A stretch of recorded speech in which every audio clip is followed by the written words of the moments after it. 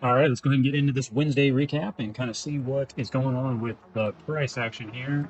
So we're sitting into the 15-minute chart. You can see that here's the range that we had marked. We also had, kind of always like to look at the last 24 hours here. We had the low here and the high up through here early in the morning. Kind of watching this some breakout, right? You can see we're really playing around with this point of control here on the weekly. We did come up to it, and then we fell back away. Then we broke above it through yesterday, trade above it, tested the high for the week, and then we came back down this morning and broke down below. And we also lost the 200 as well, and kind of traded aggressively in that area. And then now we're trading kind of back up, but we're testing it here in the afternoon. Really wasn't a lot of trade opportunity for us to take advantage of throughout the day, just because it was kind of a lot of just weird patterns. And I'm sure there was some news, and we can go ahead and take a look at that if we want to. So you can see that the Fed's funds rate came out, and it wasn't a big surprise, right? It's 4.5 was the previous. That was forecasted to go to 4.25, and the actual was 4.25. So that was in the afternoon around 2 p.m. That all that kind of came out, a lot of that media around the rate.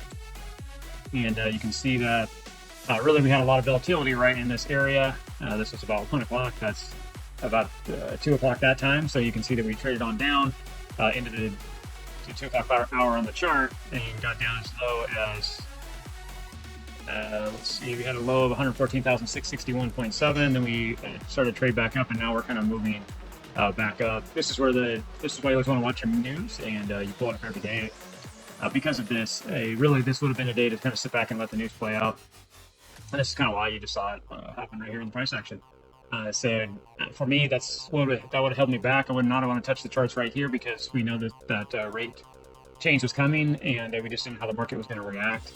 A lot of times you'll see movement like we saw before that rate hike, and you kind of saw it yesterday. But today, when the actual rate is going on, there's a lot of volume. You can see a lot of movement here in these candles on the 5-minute, and you can see that move up was nice, but that would have been very, very hard to get into because you're below the 200 the whole time on the 5-minute here. Even if you got back above the 21 or above the 21, it's still 50-50. You really couldn't have taken advantage of any of it till you got all the way up into here, and then from here to here, it's not a lot of movement for you to take advantage of. It does have some key levels that we're looking for, and you can see we're kind of resetting. So really kind of watch tomorrow. Tomorrow is Thursday. We'll have to kind of see how things pan out. Maybe that now that we're starting to get past this energy in the news and what everybody's been kind of waiting for, talking about, which was the rate cuts or the potential rate adjustment. So that's about it, guys. I want to recap. Yeah, not a lot of excitement, but always pay attention to the news so that we not get caught up in that space and possibly take a loss. Try to project what's going to happen.